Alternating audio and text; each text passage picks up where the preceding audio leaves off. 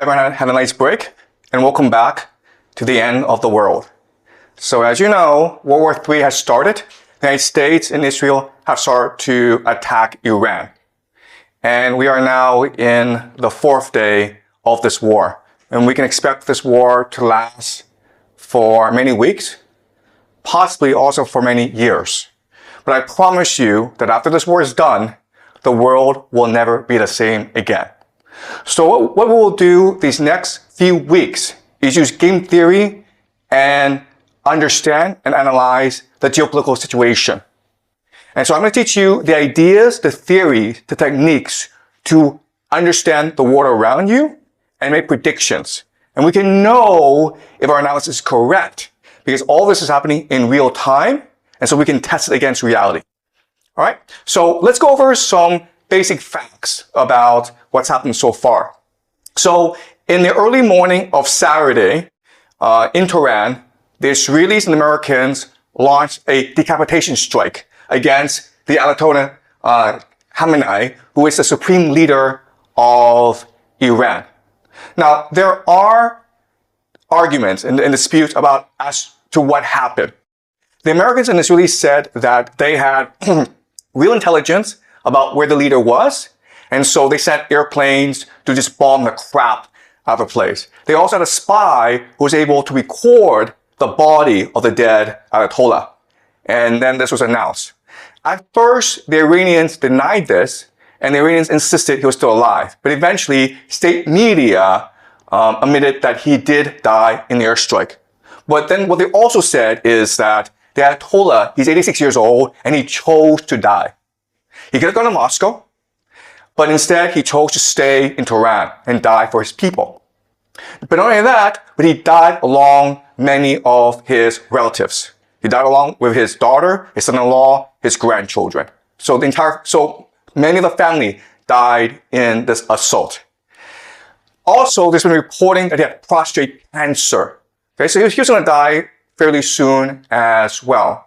So what you need to understand first about the war is that even though the Americans and the Israelis claim great success in decapitating the leadership of the Iranians, from the Iranian perspective, this is a martyrdom, okay?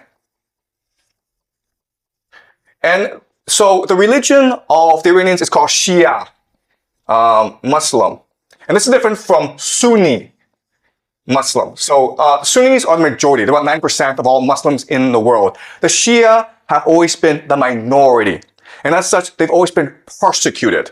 So in the Shia faith, the core value, the force that binds everyone together and gives them purpose and meaning in life, that galvanizes them into action, is the idea of martyrdom, which forces jihad.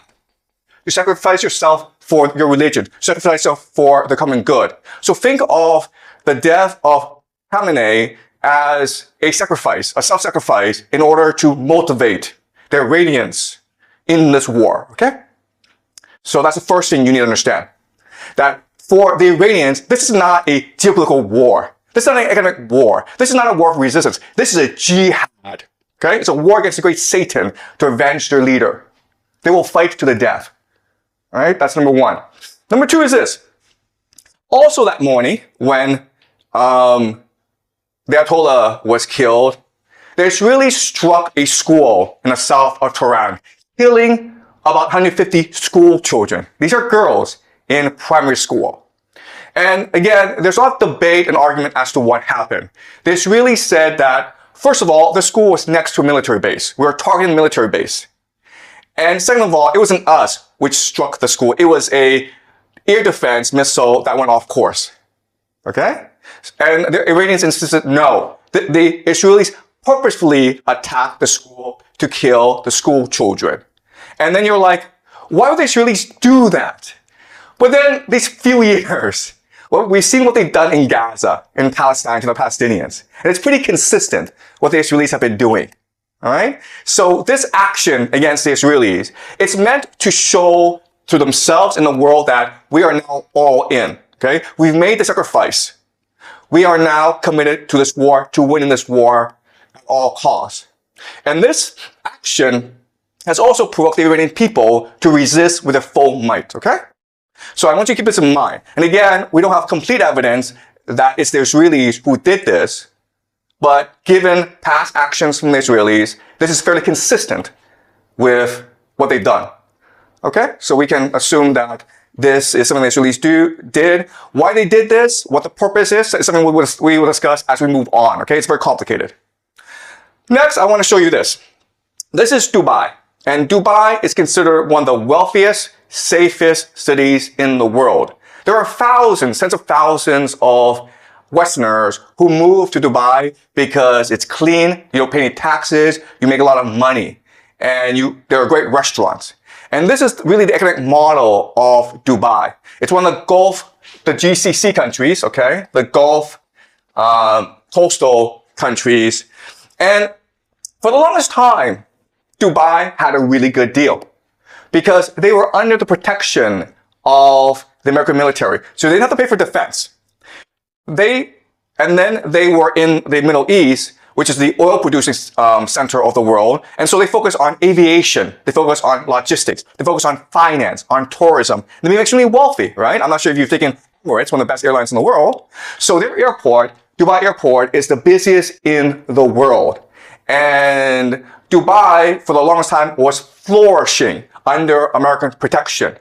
And Dubai said to the world, listen, we're like Switzerland. We're neutral. We don't want any involvement in any wars. We're here just to take care of our citizens, to make sure everyone has a good time, to make money.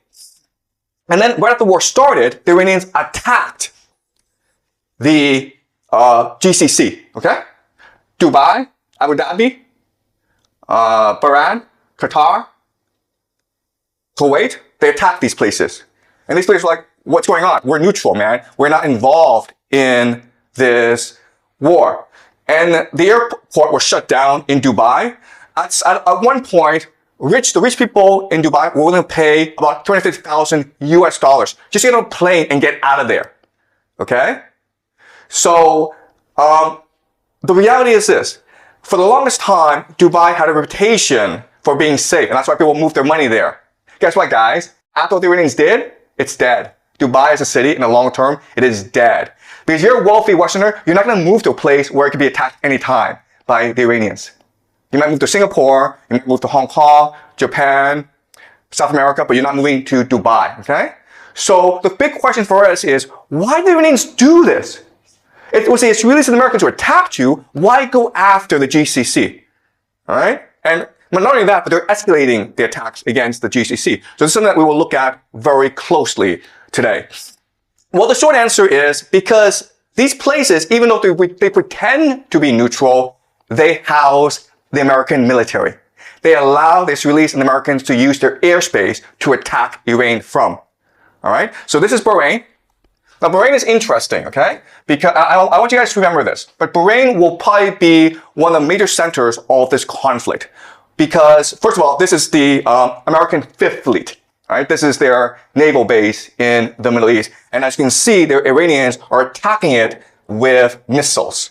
And it's being blown up.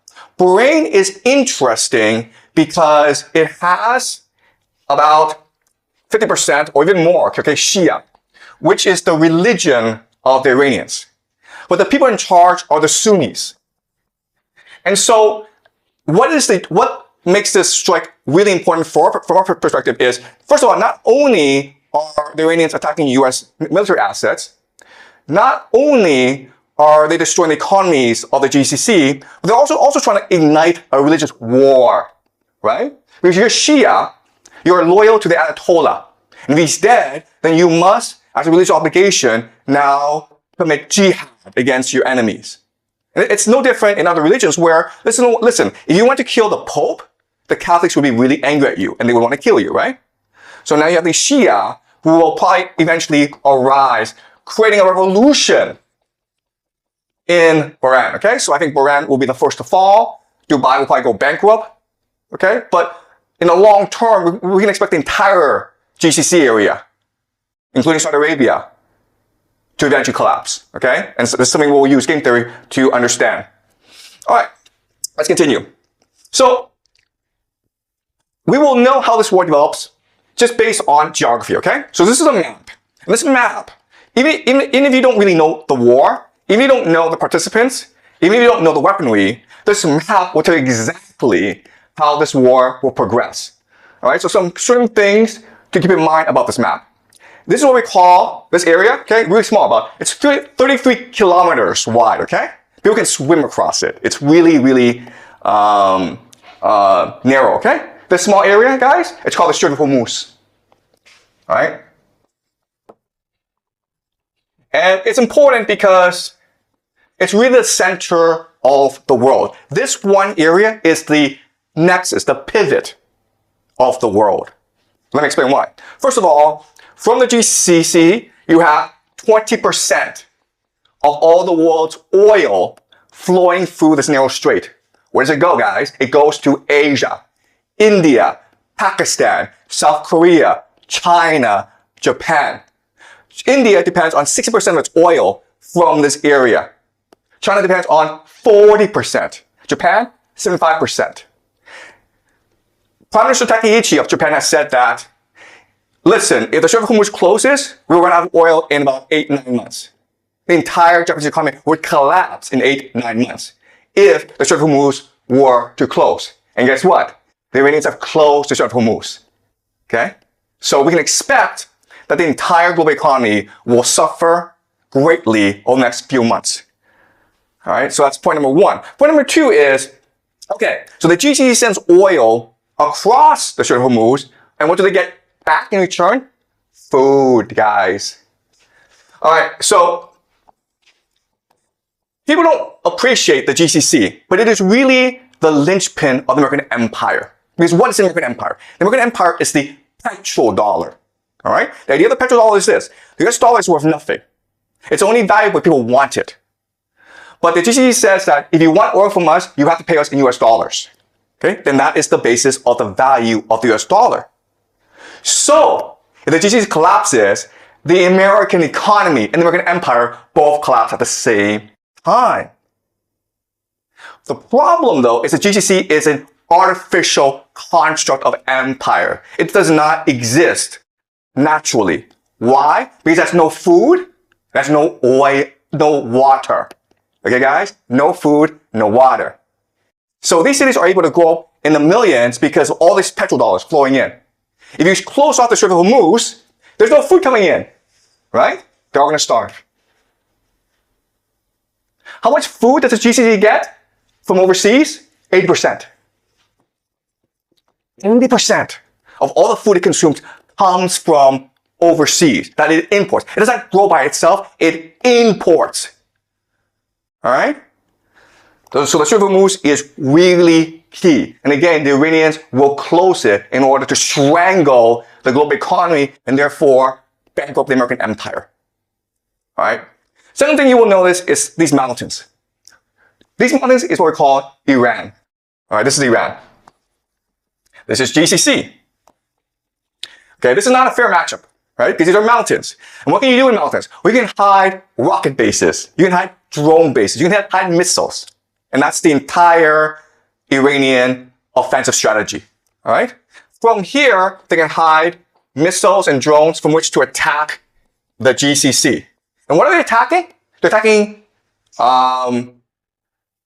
three things, right? They're attacking American military bases. American military bases. That's number one. Okay? Is it possible for the Americans to defend against these attacks? The answer is no. It's not. It's the silliest thing in the world. You have all these bases in the Middle East, but you cannot defend them against the Iranians. That's kind of strange. Okay, but that's number one. Number two is oil and energy. How hard is it to blow up an oil field with a drone? Not hard at all. Can you defend these oil fields? No, you cannot. All right? Number three, and that's most important, is water. Okay? You guys don't know this, but the GCC has little access to fresh water. So the only way that it can produce water is what we call desalination plants, okay? These factories that take salt water and then through an electrical chemical process turn it into fresh water for the population to use. 60% of the water supply in the GCC comes from desalination plants, okay? 6%. Is it hard to blow up a desalination plant using a drone? The answer is, it's very easy. You understand? Okay? So you have this absurd situation where Iran is a mountain fortress where it can hide its offensive capacity, and the GCC, it's just this desert, this flat desert, and it is exposed to attack, and there's nothing it can do about it. Okay? So at any point in this war, the Iranians can choose to just destroy the entire GCC, and there's nothing that anyone can do about it. Okay? But Iran also has a weakness, okay? And this is fundamental. So Iran also has a water problem, okay? So for the longest time, they suffered a drought issue. Okay, just climate change. And so what the plan of the Israelis and Americans is destroy the water supply of the Iranians. Because the fortress, it is a mountain fortress, but it can also be a mountain prison as well, where people are trapped inside with no access to water. Okay, so what we're going to see right now, we're already seeing attacks on civilian infrastructure, hospitals. In the future, you'll see attacks on water supply, on dams, on reservoirs, on power plants. The idea is to make Iran so inhabitable that the people will have to rebel against the people, or there'll be a refugee crisis in Iran. Okay?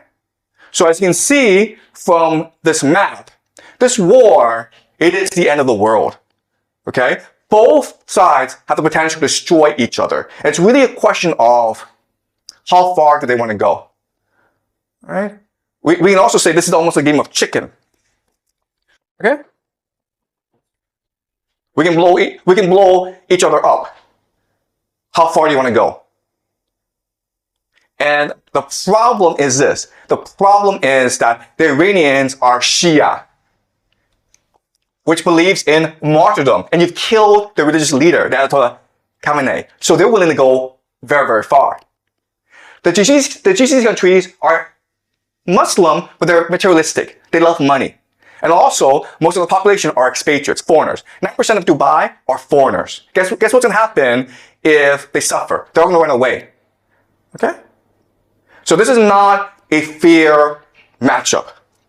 The big question that people have is, first of all, are the Americans going to use ground troops? Because the only way that you can defeat Iran is by using ground troops, okay? That's a big question we will look at in the next few weeks. Will America send its army, 500,000, 2 million soldiers to topple the government? Okay, that's question number one. Question number two, nuclear weapons. If you lose a war, would you choose to use nuclear weapons? Okay, that's another big question that we have, okay? Another big question that we have is, who gets involved? Because this situation is so dire that Europe, okay, specifically Germany, France, and Britain are talking about entering this war. And guess what? If that happens, it is possible that Russia and China will also enter this war on the side of the Iranians. This is World War III, okay? Because of the importance of the Strait of Hormuz, because of the importance of the Middle East, everyone has to get involved at some point. And we're going to use game theory to really try to understand what's happening on the ground and where this could lead us. Okay? All right. You guys understand? All right. All right. Let's continue. Okay, so again, there are American bases all over the Middle East. And originally, these bases were established to protect them from basically their own people, okay? These are monarchies that were imposed on these nations by the Anglo-American Empire, the British first, and then the Americans came to support these monarchies. And so they provide defense. But then you're like, wait a minute here. I mean, didn't we just say that these American bases can't actually defend these people, that they're exposed? And the answer is, yes, that's true. But remember, like, the American military was built during the Cold War. Okay? And the Cold War was a war between the Soviet Union and America. And so the Cold War was defined as something called MAD, mutually assured destruction, because both had nuclear weapons, okay? So they didn't really go to war against each other. And so in other words, these bases aren't really meant to defend these nations from other enemies. They're really meant to impose American authority in the Middle East, okay? And it's the idea of this. It's the idea that empire, it is really a image. It is a hallucination. It is an idea. Empire is it's an aura of invincibility and invisibility, okay? If you fear it, then you obey it. But it's not really designed to fight a war, okay? And so that's why we have this absurd situation. And because there are so many bases in the GCC, that gives the Iranians the perfect pretext to attack them in order to destroy the GCC economy, which will destroy the American empire, right? All right, so this is how the war is shipping out, okay? So the red is the Israelis and the Americans. The yellow are